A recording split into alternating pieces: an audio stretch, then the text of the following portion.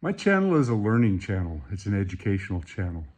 What I try to show are different scenarios, different situations from jobs that might help you learn more about how to see a tree clearly, how to read a tree, and to identify potential problems, whether you're a professional or a homeowner that just likes to know more about what their trees are all about. Come on, check out the channel. So let's go back to yesterday morning. What a nice sunrise. Let's start at the beginning. Every day starts off about the same. I set my alarm for 5:45. That's Monday through Friday anyway. And I go out, usually get in the hot tub, and I watch the sunrise. I set my phone up on the deck railing this morning for a time lapse. Wasn't quite as impressive as I had hoped it would be, but it's still a great way to start the day. I live up in the Santa Cruz Mountains, and I can say very positively that I can identify just about every species of tree up here. It's been a long time since I found a tree that I didn't recognize.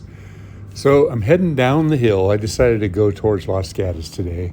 And interestingly, all that fog that you saw down the valley kind of rose up and it came over from the coast and dropped down on me. You notice that the road is wet in many places here because all the fog is collecting on the needles of the trees. The firs and the redwoods and all the trees with their really short needles, they have a tendency to attract all the moisture from the fog. And because they're short-needled trees, the water just drips off at the base. So that helps them a lot. It really is.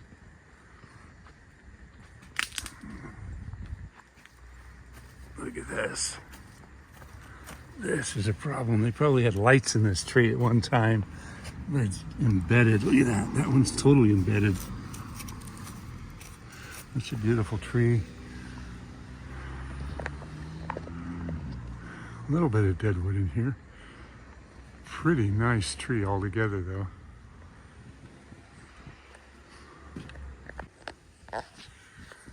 Okay. Interesting tree. It was severely topped at one time. All the way down into here and over there. Over here somewhere. So what we've got is a lot of problems developing, a lot of areas of weakness, and just so much weight. You know, when it gets stubbed off like this, the new growth comes out as these long shoots. And I don't want to start all over again. But I know there's weaknesses developing and probably decay pockets. So she wants a lot of this off and a lot of this brought back in. And a lot of this over here brought back in. Unfortunately, all the foliage is out on the very tips. So it's either lots and lots of tiny little cuts or moderate cuts that leaves it real stubby, or take some of these branches off entirely. Yeah,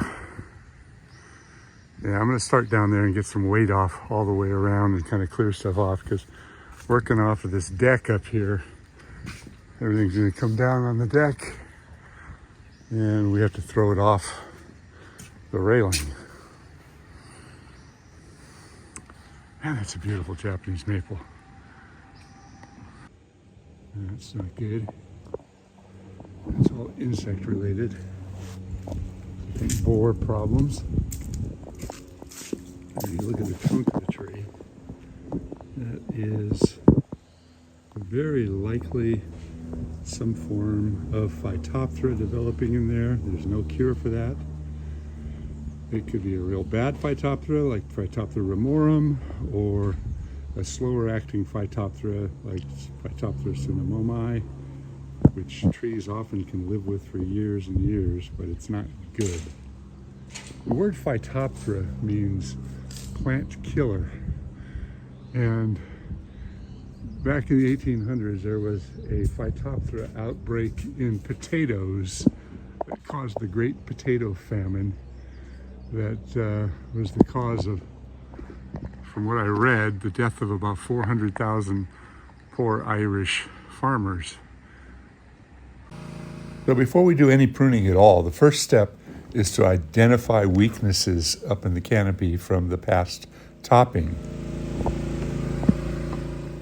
Now it's interesting, many of these large wounds have been completely absorbed by the active tissue in the cambium, and in some cases you can't even see where the old tree wound is. Does that mean that it's healed? Well, no. It means that it's encapsulated the wound, it's absorbed the wound.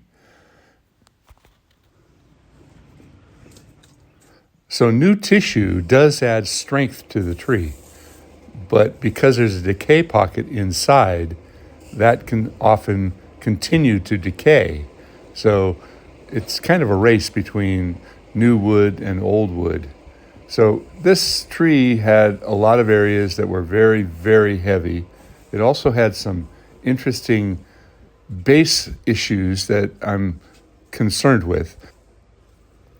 Now, the trunk of the tree also had some evidence of some insect activity, some boring insects.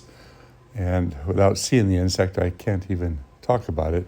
Here's that area that's possibly Phytophthora. You know, when you see something from the outside, sometimes it's a pretty clear conclusion as to what it is. Sometimes you're guessing based upon what you find. Now, the base of the tree may have too much duff around the base of it, may have dirt that has been raised up. Looks like there's a slight grade change. It's always important to have the roots of the tree, the flare, as the level that is not covered up with even tan bark like this. So there we go. I got most of the weight off. I did do a little bit of light shaping on the Japanese maple. It put out so much new growth this year. A little bit of a in the sky shot. Look at how full and nice that is. Japanese maples this beautiful are rare.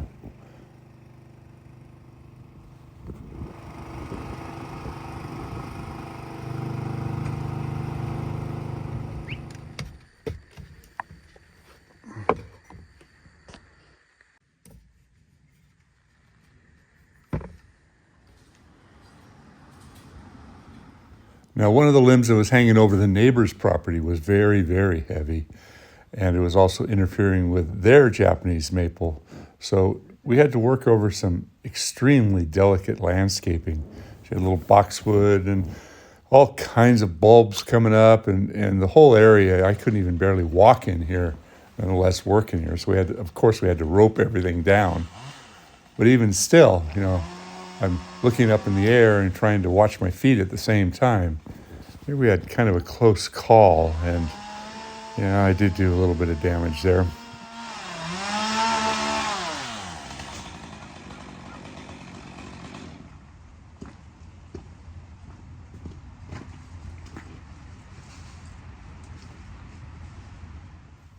The branch is kind of hanging up on part of the Japanese maple. Oh, shit. Damn it.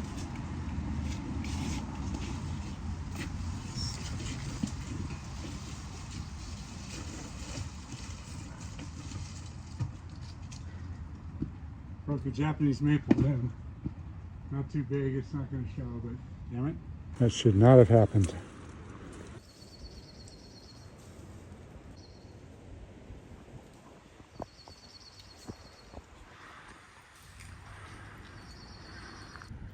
So I shot this because I wanted to show the client just how much weight we took off over the neighbor's yard. You can see the kind of delicate landscape. And here it is finished. You can see we got some separation between the two. And the client's Japanese maple is done as well.